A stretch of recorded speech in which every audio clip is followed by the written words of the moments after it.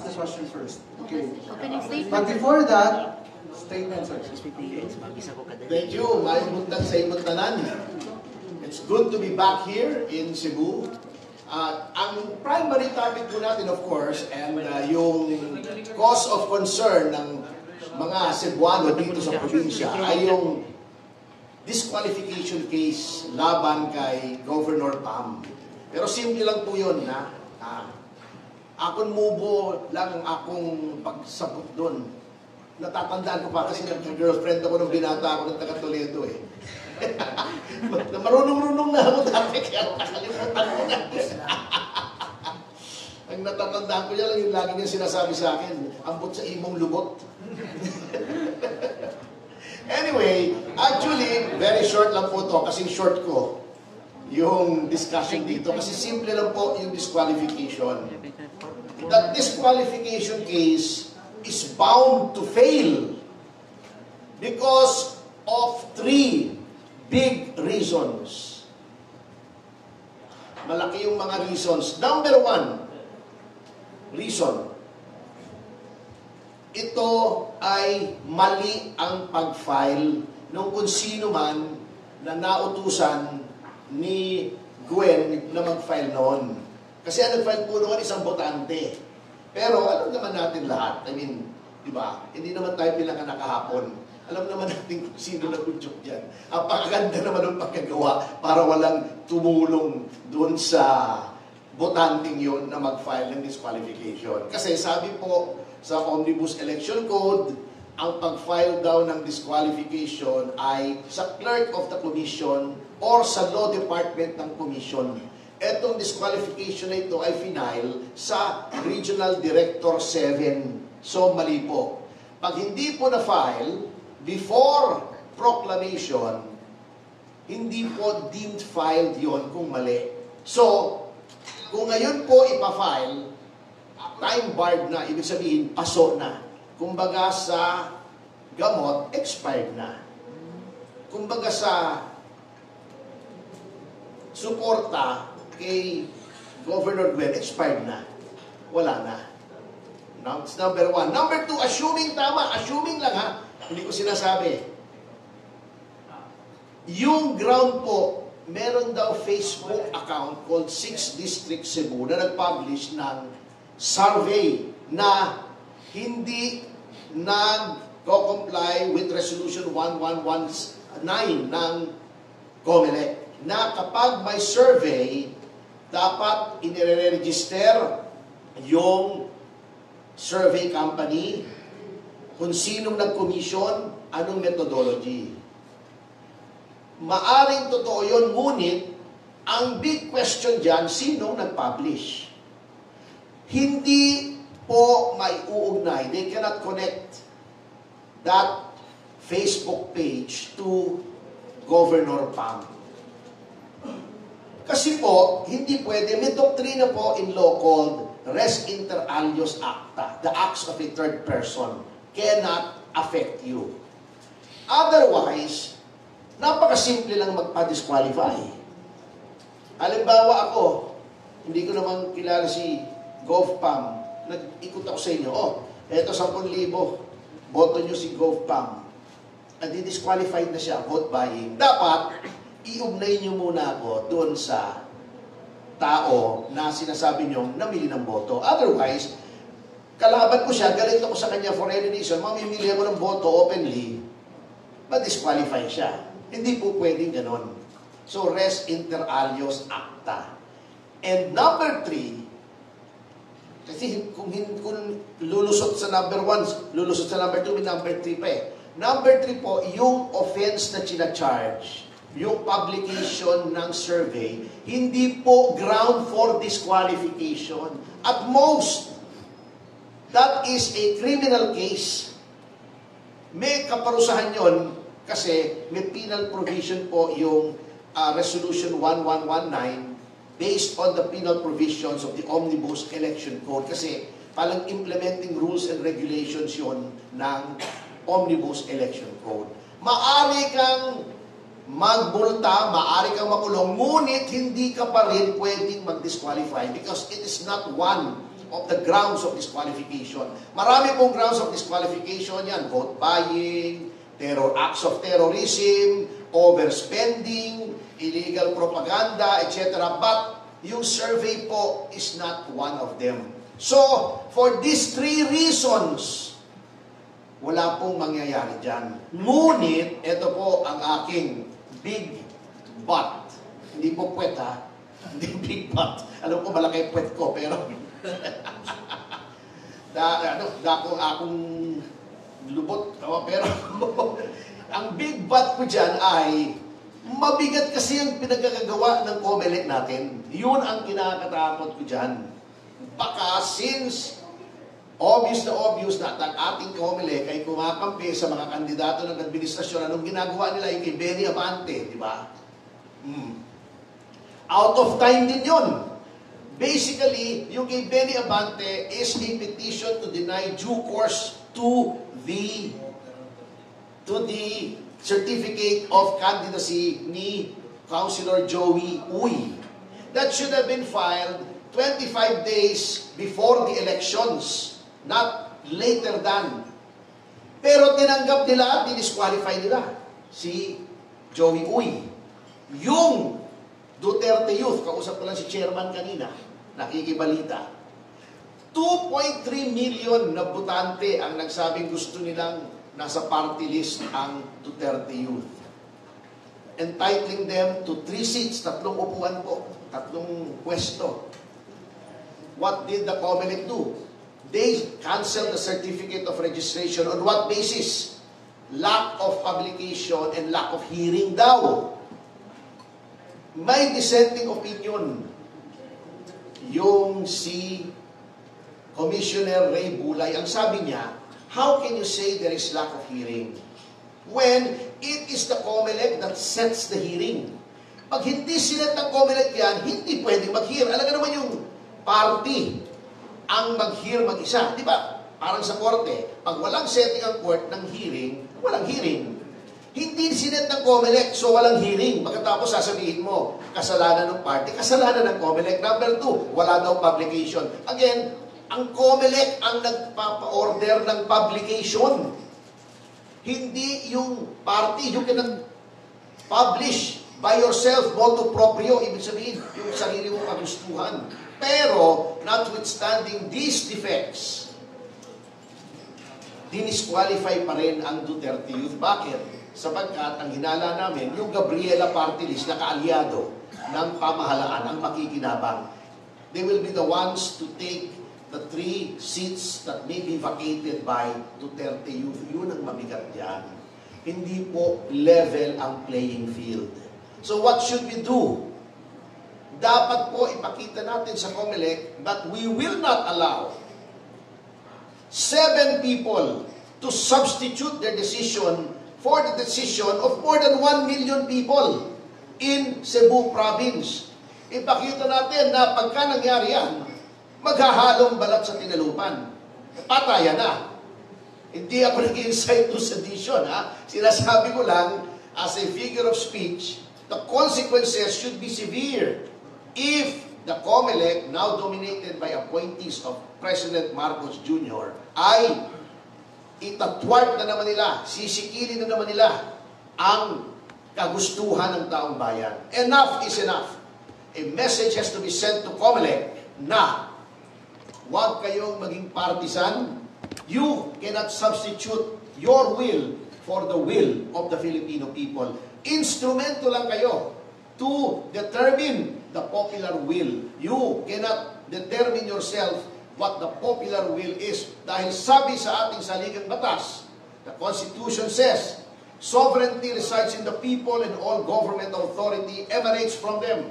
Ang tao ang makapangyarihan, hindi ang COMELEC. Dapat malaman nila yan. At ipakita natin na dito sa Cebu Province, hindi tayo papayag.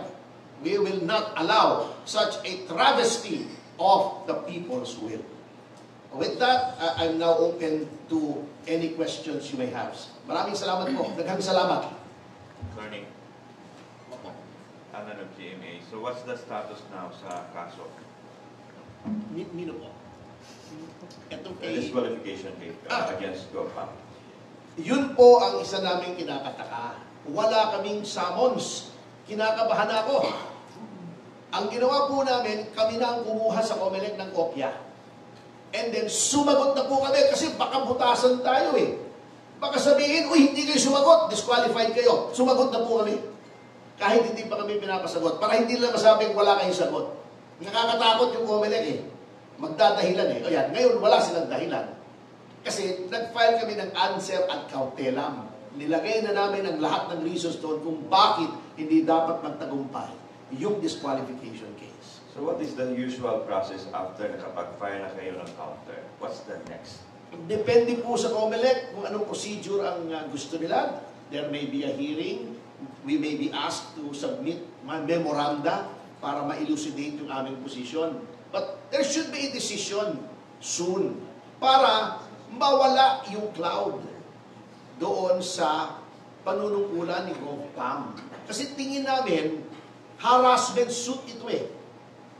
Alam nyo, nakakalungkot lamang kasi leadership is not only getting the will of the people.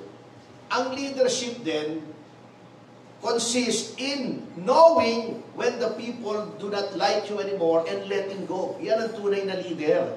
Hindi yung isisiksik mo ay pagpipilitan mo ang sarili mo. At guguluhin mo pa yung pinili ng taong bayan. Kung ikaw ay tunay na leader, you are supposed to lead.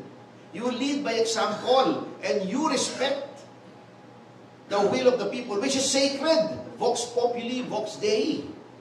The will of the people, the voice of the people is the voice of God. Gastado na yung phrase na yun. Ngunit, totoo pa rin yun hanggang ngayon. At hindi maaring hindi maging totoo yun under a constitutional and republican system of government. Tanggapin mo na. Ayaw na sa'yo. Show grace, show honor, show dignity. Huwag ka namang gulo.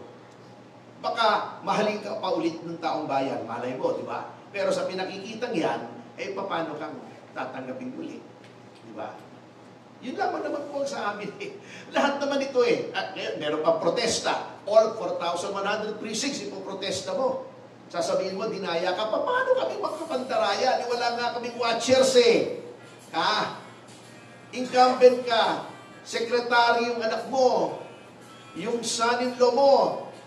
Congressman, yung isang anak mo, congressman, kakampi mo ang presidente. Dito pa, nag-meeting di avance. Di ba? Yung team ng presidente. Paano ka namin dadayain? Hello? Last question, and just for the record, natatakot kayo na baka ma-disqualify si Gov Pam just like what happened kay Congressman Woods? Natatakot po kami hindi dahil may meritorious yung disqualification, kundi natatakot po kami sa recent pattern na ginagawa ng COMELEC na brazenly, masyadong garapal na kumakampi sa administrasyon. Alam nyo, I've always said it was a bad idea for the President's lawyer to be appointed to head the Commission on Elections. Sapagkat, abogado ako eh, meron po kaming principle of loyalty sa aming kliyente, of confidentiality, of conflict of interest. Hindi kami pwedeng sumalungat o kumontra sa aming kliyente. Nandoon lagi yun. May kasabihan, once a client, always a client. Halimbawa nga, ikaw, kliyente kita ngayon. Ibang kaso let's say, rape. Ngayon, nagkaroon ka ng kaso estafa. Ikaw naman ang ididimanda. Dating kliyente kita. Hindi ko pwedeng tanggapin yun. Ibang kaso, ibang time, different time, different date, different place. Pero naging kliyente kita, hindi kita pwedeng kontrahin. Bago yun ang gagawin mong chairman ng commission, paano yung mo kontrahin yung dating kliyente niya? Hindi lang si Pangulong Marcos ang naging kliyente niya. Si Coco Pimentel, buti na lang, na-reverse. Bino nyo, 72,000 kontra 26,000 votes yung si Teodoro sa kay Pimentel. Muntik mo nang gawin si Coco Pimentel ang congressman. Hindi yun eleksyon eh. That was not an election contest. That was a massacre. Parang dito yun eh. Ang layo eh. Pagkatapos ilalagay mo si Coco Pimentel. Kliyente kasi niya dati si Coco Pimentel. Alam ko yun kasi ako ang kalaban ni Coco Pimentel nung pinapa-disqualify ko si Coco Pimentel. Yun ang problema. Ang dami niya naging kliyente, nagpa-practice siya ng election law. Paano mo ngayon kukontrahin yung mga dati mong kliyente? Ang dami niyang kliyente. Bakit hindi na lang katulad ng ginagawa? Tinawari naman ni Pangulong Marcos, from the ranks na lang, sa career na lang, gantimpalahan mo yung mga taong matagal na nagsisilbi sa COMELEC. Huwag ka nang magpasok ng outsider na controversial pa dahil maraming kliyente at nakikita na natin sa actuations na talagang hindi na po parehas ang ginagawa ng COMELEC. Attorney, good morning. Yes, sir. Rico Peña from Daily Tribune. Kamusta po kayo? Aming kolumnista. Okay naman po. And DYL. Anyway, Attorney, this particular case will not prevent Governor Pambari Cuatro assuming on June 12. Hindi po. June 30. Hindi po. Okay. Unless may gawing kalokohan yung COMELEC, huwag naman. Huwag naman. Ako, I hope and pray na in this case, huwag naman nilang gawin yun. Napakasama na nun. So at least sa mga nakikinig natin mga Cebuanos, especially the more than 1.1 million Cebuanos who voted for Governor Pambari Cuatro. So are we assuring at least walang mangyayaring, nobody can prevent the assumption of Governor Pambari Cuatro? Hindi ko po, sadly, hindi ko kayo ma-assure kasi nga, with the recent track record of the COMELEC, nakakatakot po talaga. Kaya nga po kami, hindi naman sa kami ay mahilig kami sa publicity or we are conducting trial by publicity. Ngunit, since ang kalaban mo ay entire administration, including the COMELEC, which is supposed to be impartial, but whose recent actuations cast serious doubts as to its impartiality and its fealty to the bounden duty of the COMELEC to implement election laws fairly and evenly, natatakot po kami. Ito lang po ang panlaban natin, yung tinig ng bayan. Yun lang po eh. Wala po tayong connect sa palasyo, sila nakasandal sa pader. Hanggang ngayon, nakasandal sila sa pader. Hanggang ngayon, nasa pader sila. Hindi naman natanggal. O from Vice Governor down, kanila. With very few exceptions.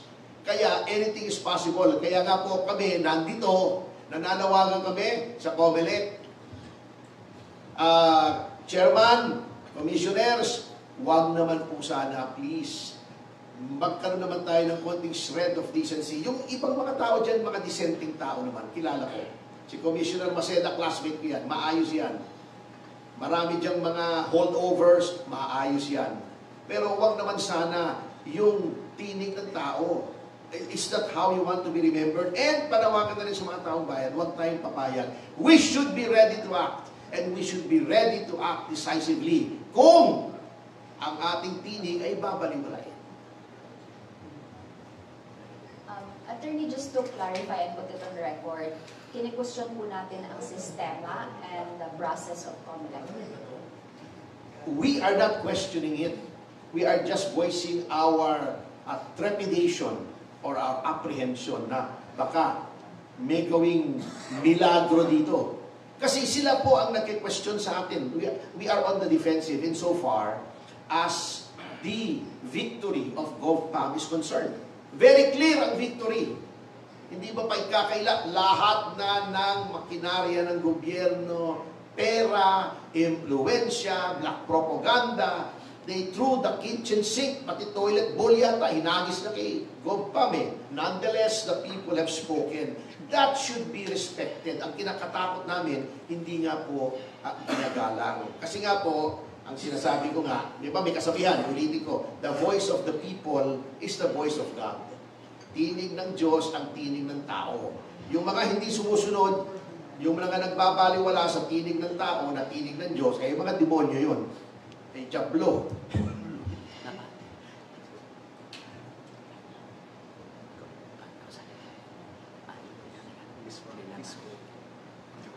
There's another microphone. May buntag, Attorney Topacio. This is Gia Navarro from CCTV Channel 47. May iba lang po ako, Attorney. Since kayo po ang designate as spokesperson for PDP Laban kung pag-usapan ang napakainit na impeachment case na hinarap ni VP Sara, it is now on the news na ang sabi na ang House Prosecution Team, talaga nanawagan sila, or gumagawa sila ng hakbang para i-encourage ng Senado na simulan na ang impeachment trial doon sa Senate Impeachment Court. And there are other options na kung sakaling ma-dismiss man sa Senate Impeachment Court yung kinakarap na kaso ni Duterte, maring iakyat ito ng House Prosecution Panel doon po sa Supreme Court. Your thoughts on this po bilang tagapagsalita po ng PDP Laban? Okay, sige po. Salamat po. I've always wanted to discuss that. Alam niyo po, yung ginawa po na remand ng Senado, for me, that evinces the intention of the Senate na matuloy po yung impeachment. Only, there were serious questions raised with respect to the impeachment complaint. Two grave questions. First, ito ba ay hindi nagpa-violate ng 1-year ban? Which question has already been raised on February 18 of this year before the Supreme Court but has remained unacted upon. Number two, yung susunod na Congress ba, specifically the House of Representatives of the 20th Congress, will they still be willing to pursue the impeachment? Because there is a serious question, once again, as to whether or not the impeachment complaint, which was initiated and filed during the 19th Congress, would survive or carry over into the 20th Congress. Ang ginawa po ni Senate President Escudero ay Solomonic. First, there was a voting, there was a division of the House as to whether or not this question should be thrown back to the House. At nagbotohan nga po 18 ayes and 5 nays na ibalik, i-remand sa House. For the House to address these two issues. In what manner? Number one, with respect to the first issue, by certifying that there was no such violation of the 1-year ban. Ano pong take ko rito as a lawyer? Kasi po, kung isi-certify ng House yan na hindi to nag-violate ng 1-year ban, not only will it satisfy the jurisdictional requirements of the impeachment court, but if there is a false certification, the person or persons who made the false certifications can be held to account. Na kung bakit nag-certify sila na hindi ito nag-violate ng 1-year ban. Gaano ka-importante yung 1-year ban? The 1-year ban is constitutional in nature. Hindi pwedeng magkasunod-sunod na mag-file ng another impeachment complaint less than a year after the first one has been filed. Sinasabi nila, hindi naman nadala sa committee yung unang tatlo. Ang question, bakit hindi nadala? Dapat yun within 10 days dinala. After which, considered filed.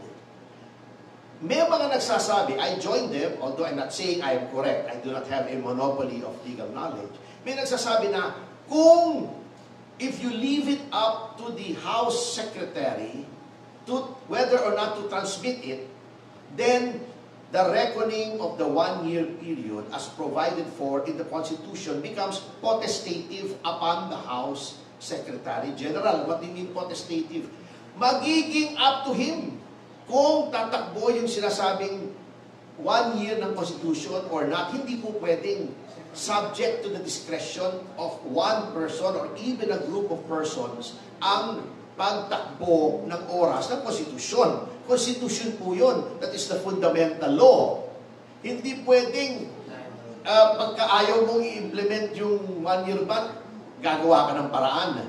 That provision of the Constitution is self-executing and is a safeguard precisely against impeachment complaints that are meant to harass and vex any impeachable officer. That's number 1. Number 2, bakit importante na sabihin ng House na interesado pa sila? Not only is there a question or a challenge as to whether the impeachment complaint instituted and transmitted to the Senate during the 19th Congress will survive. Kasi may provision sa Constitution, all pending business are deemed terminated. Diba? When the Constitution says all, it means all. Otherwise, lalagyan ng exception. Isa pang reason ay, pagdating ng 20th Congress at 12:01 p.m. of June 30, yun ang isa naman ng terms ng lahat ng mga elected na officials. Iba na po ang House. Yung iba roon, wala na. Yung iba may mga bago. Gusto malaman ng Senado kung gusto pa ng House of Representatives of the 20th Congress na ituloy ito. Sabagkat, iba ng tao yon. It's still the same institution, but the composition will change significantly. So, yun po ang gusto malaman. Ngayon, sabi nila, wala naman daw yung remand sa Constitution, sabi ni Senator Lacson. Sabi ng mga iba, I humbly beg to disagree. Ang remand or the determination of whether or not it has jurisdiction is a fundamental power of any court. Any court. That includes the impeachment court. Although the impeachment court, strictly speaking, is not a trial court. In the same way that a regional trial court or a metropolitan trial court or the Court of Appeals are courts created by statute. This is created by the Constitution. Ngunit lahat ng court may fundamental power to determine whether or not it has jurisdiction. What is jurisdiction? The power to hear and determine a case. Jurisdiction is vested by law.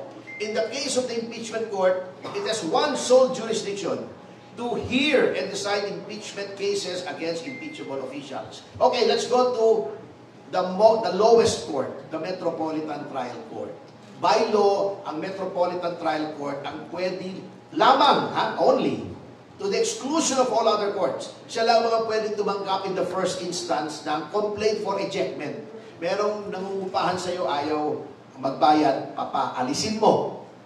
Kung yung ejectment ay dadalhin mo sa regional trial court or sa Court of Appeals, ipafile mo roon, sasabihin sa'yo ng Court of Appeals o ng regional trial court, ibabalik sa'yo yun ang remand. Teka, hindi po amin ito sa Metropolitan Trial Court. Even sa Metropolitan Trial Court, nag-file ka ng complaint for ejectment, may jurisdiction siya, ngunit nakalagay po sa Rules of Court, dapat may verification and anti-forum shopping certificate ang any initiatory pleading na ipafile sa court. Nakita yan ng Metropolitan Trial Court, walang verification, walang anti-forum shopping certification, ibabalik yan sa nag-file. Wala kang verification, sir, ma'am. Wala kang anti-forum shopping certification, sir, ma'am. Pakilagyan po and then ibalik nyo sa amin pag meron na, tatanggapin namin. Ganun po kasimple yun. Yun po ang ginawa ng impeachment court. May kulang para sa kanila. May kulang. Kumpletuhin nyo. Hindi naman nila dinismiss eh. Kumpletuhin nyo, ibalik nyo sa amin. Pag kumpleto na, andar na ang hearing. Ganun po kasimple yun. Bakit kailangan i-determine ng any court, not just the impeachment court, whether or not it has jurisdiction? Because a case heard and decided without jurisdiction, the decision is null and void. Eh bakit magpapagod yung impeachment court? Hihirigin, didigin yung witness, magkakagulo, magdidebate sila. Yun naman pala, wala silang jurisdiction. Questionin pagkatapos ng kampo ni VP Sara, hoy, wala kayong jurisdiction. O hindi naman tumawid yan. Ina-assure lang ng impeachment court na kapag inumpisahan nila yan, wala nang constitutional challenges na mangyayari. Wala nang question. Otherwise, nagpagod lang, nag-away-away lang ang mga Pilipino, wala naman pala. So, yun lang po ang explanation dyan. Napakasimple po. Hindi ko alam kung bakit nagkakagulo sila. Tingnan lamang nila yung procedure by analogy sa regular courts. So, yun lamang po yun. That is the simplest explanation that I can think of na mauunawaan po natin. Uli na lang on my part. So, would you encourage, lalo na sa Senate Impeachment Court na simulan na yung trial at hindi na kailangang idaan sa drama-drama pa para malaman ang katotohanan? Is it po? Wala naman pong drama yun. That is procedure. Hindi po natin pwedeng gamitin drama yung procedure kasi hindi naman po drama eh. Kung may nagdadrama rito, it is the House of Representatives. Bakit? Unang-una, parang ayaw pa nila. Nung kahapon lang yata, o nung makalawa, nag-comply doon sa sinasabing certification na hindi nagpa-violate ng 1-year ban. Binigyan sila ng 10 days. Nagtagal sila. Number 2, ba't ayaw nilang tagapin yung mga pleadings ng defense? Laging sinasabi, tendered but refused to receive. Hindi ba yun ang drama? Number 3, bakit hindi pa nag-umpisa yung trial? Kinikriticize nila yung impeachment court. Alam niyo kung regular court yan, ako abogado, may korte, kinriticize ko, contempt ako eh.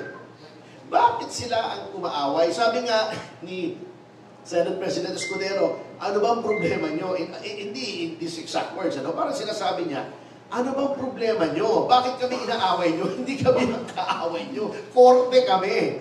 Bakit iawayin nyo yung defense, hindi kami.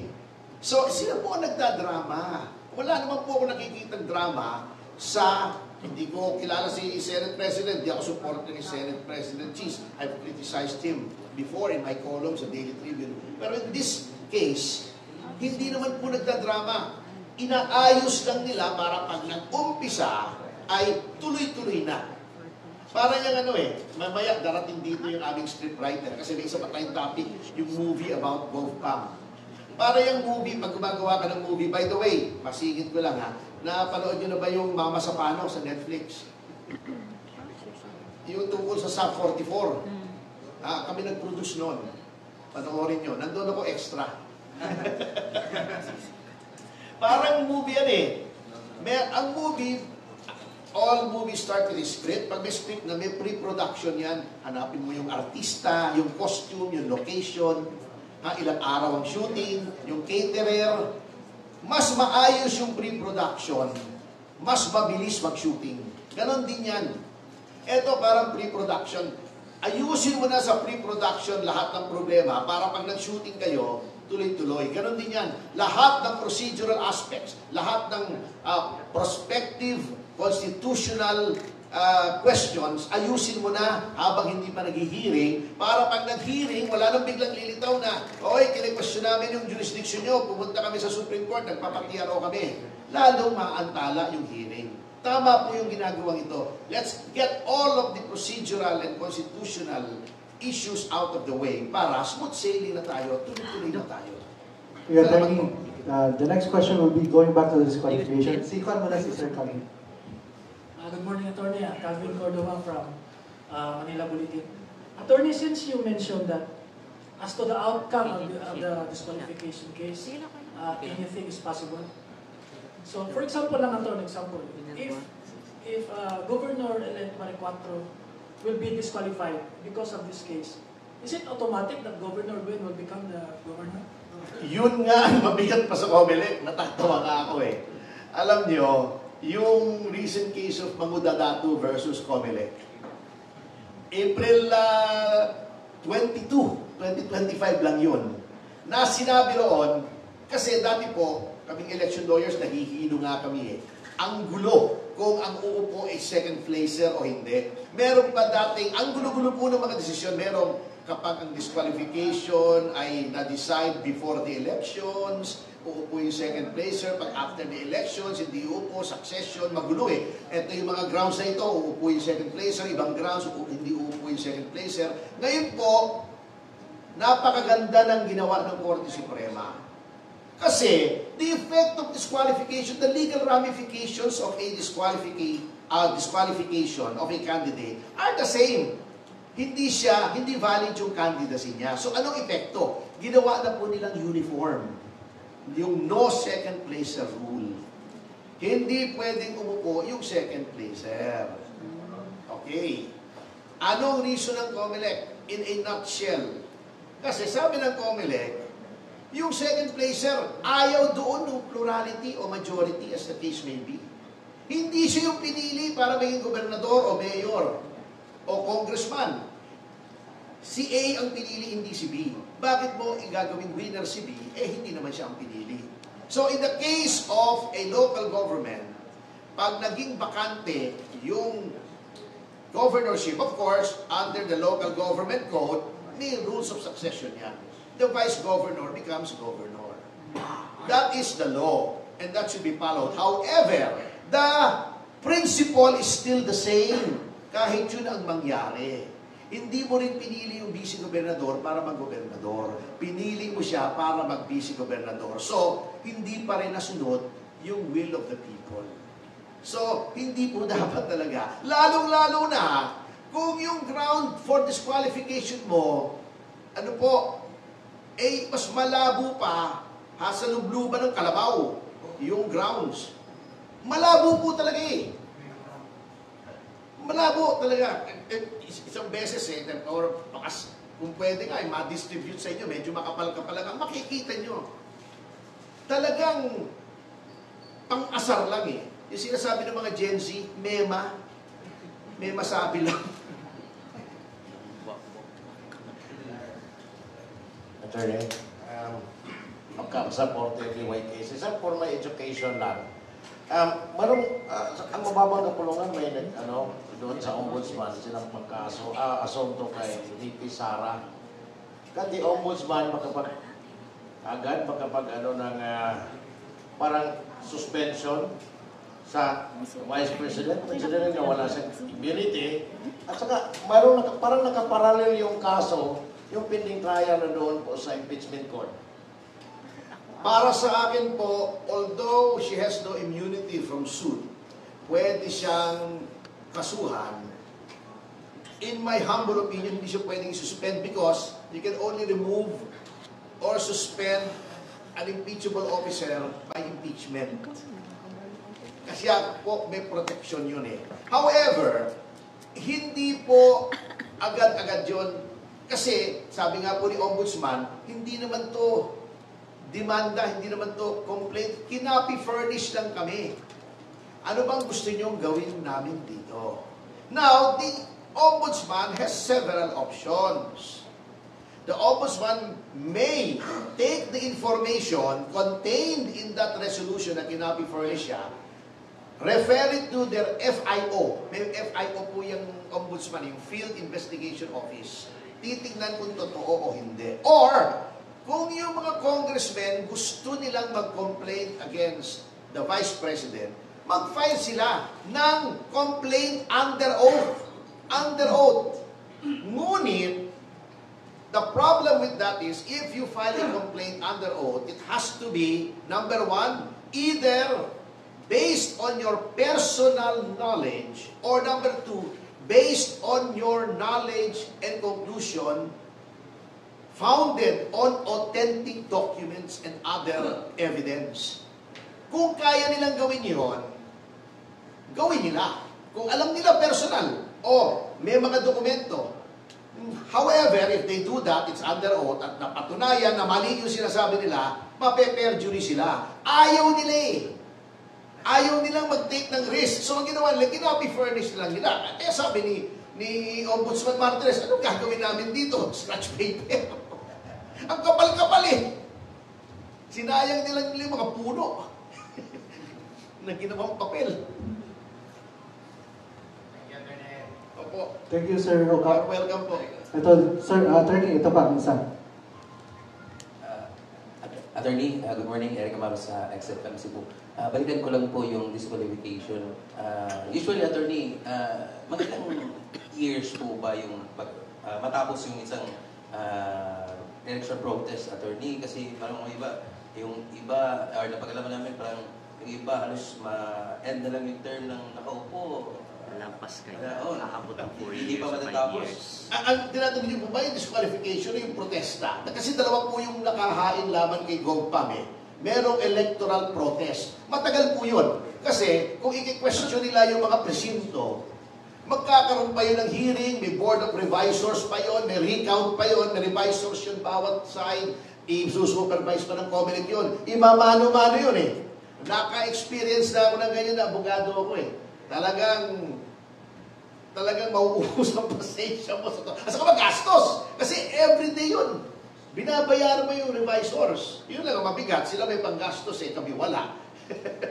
Kaya ba kayo nang inaasahan nilang walang mangungutang muna tayo, Boss Ruben? Para may pambayad tayo sa mga revisador natin. Anyway, yung DQ po, that is a pure question of law. Dapat nga mabilis na yun eh.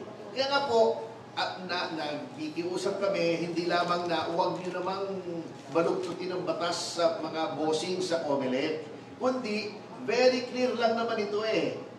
Yung sinasabi nyong Facebook, kanino ba yun? Matitrace nyo ba directly kay Gov Pam yun?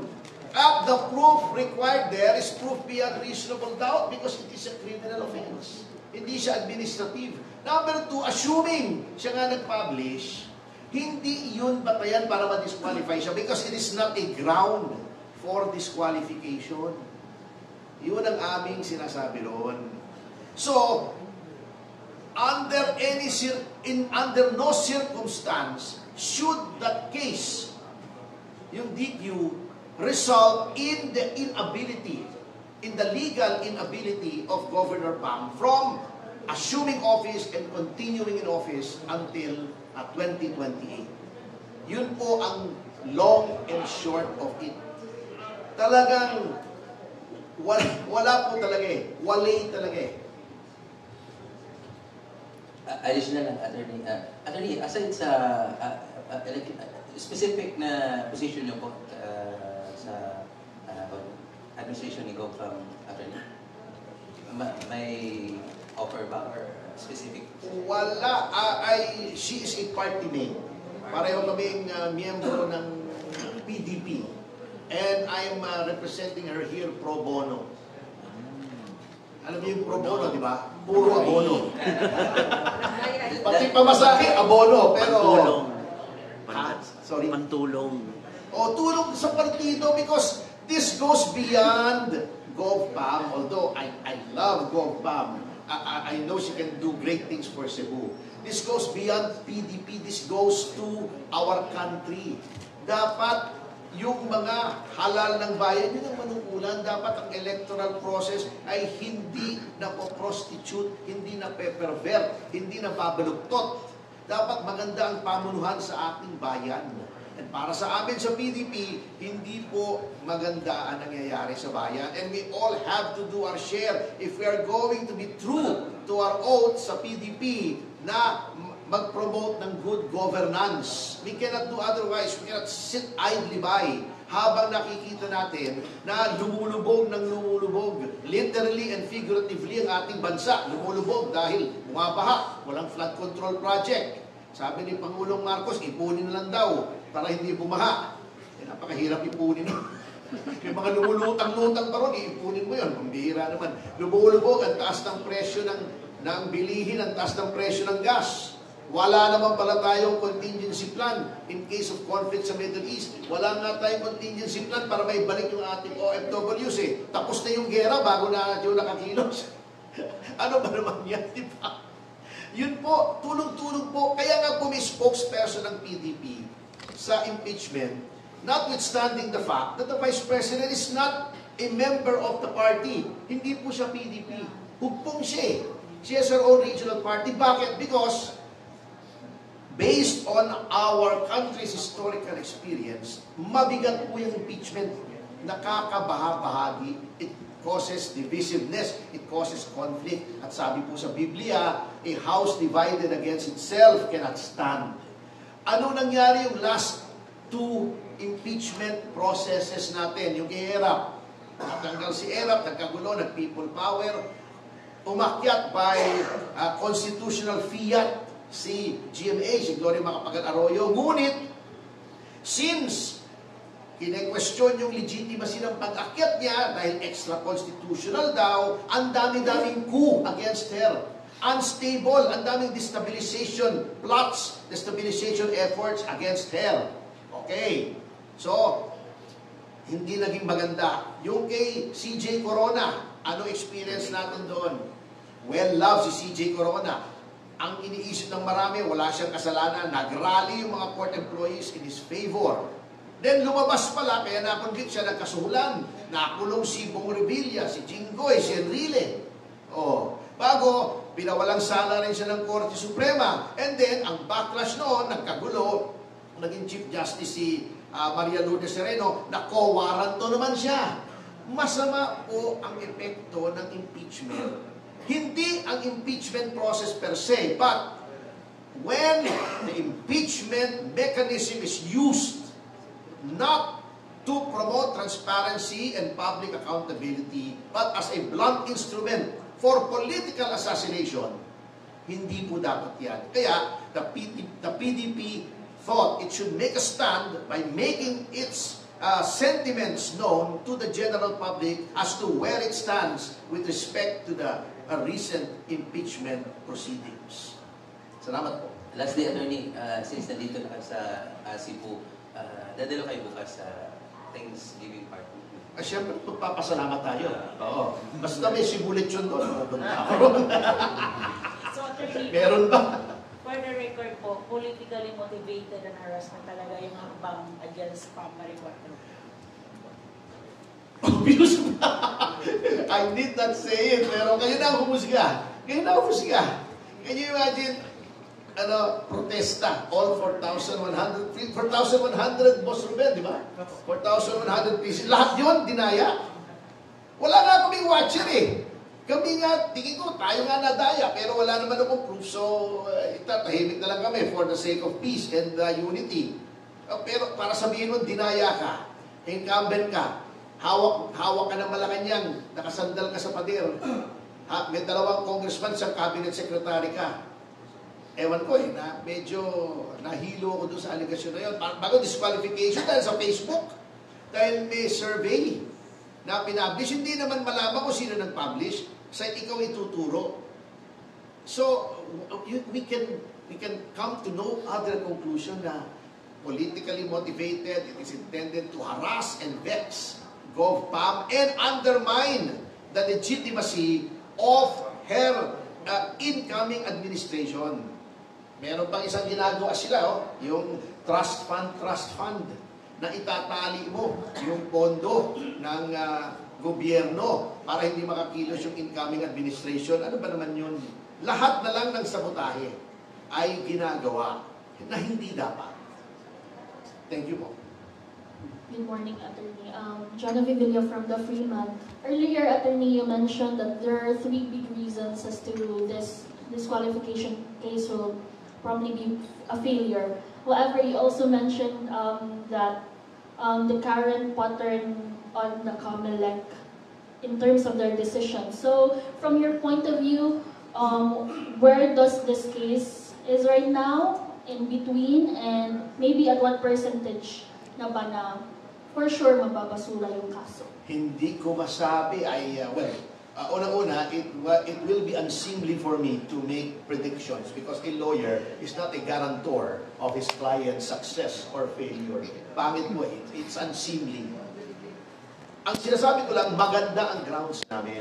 And in a fair contest, dapat naman sana ay malaki ang probabilidad na ito ay ibasura. Ngunit, there are other extra-legal factors, political factors, extraneous factors that should not be that should not be considered but in fact are into play. Yun ang mabigat eh, yun ang nakakatakot eh. It's not a level playing field. Sana hindi nga mangyari dito sa Cebu because alam nyo, hindi ko talagang maarok eh, or maybe masyado lang akong naive na bakit mo sinisira hindi yung Cebu, hindi yung party list, hindi yung Maynila. Pagka nagaganyan kang sinisira mo yung people's will ang nasisira eh. You destroy our institutions. You destroy the people's faith in the electoral process. Tatama rin na yung ibang bumoto, sasabihin, boboto pa kami. Hindi naman pala kami masusunod, kayo lang pala masusunod. Ang dami yung sinisira that in the long run will affect the faith of the people in our government, in our democratic and republican system of government, which is not supposed to be the case. Kaya nga po yung COMELEC in-elevate into a constitutional institution. Fixed yung mga terms. Hindi pwede tanggalin ng kahit sino. Impeachment lamang, napakahirap tanggalin. Independent, napakalawak ng poder pagdating na ng election period. Even yung mga military, police, pwede nilang i-reshuffle. Kahit ayaw ng presidente, kahit ayaw ng mga local governments, i-reshuffle nila yan.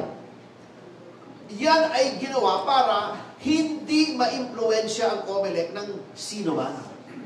Ang nangyayari influensya sila. Regulatory capture for lack of a better term sa gobyerno. Huwag naman sana. Let us preserve our institutions. Let us think beyond ourselves, beyond your position in the COMELEC, beyond the presidency, kung ikaw ay si Marcos, think beyond 2028, think of your legacy, think of the survival of the nation. Maawa naman kayo dito sa ating bansa. Ang Vietnam, katatapos na ng Civil War, durug-durug. Noong 80s, 90s, ang layo sa atin. Ngayon, may sarili ng kotse. May sarili ng car brand. Binibenta na rito. O yung saraw naman, di naman binibenta doon sa Vietnam. Na-stuck tayo noon. Why? Puro politika Puro politika. Hindi natin tinitignan yung 10, 20, 30 years from now. Our children and our children's children. Hindi po dapat ganon. Yun ang nakakalungkot.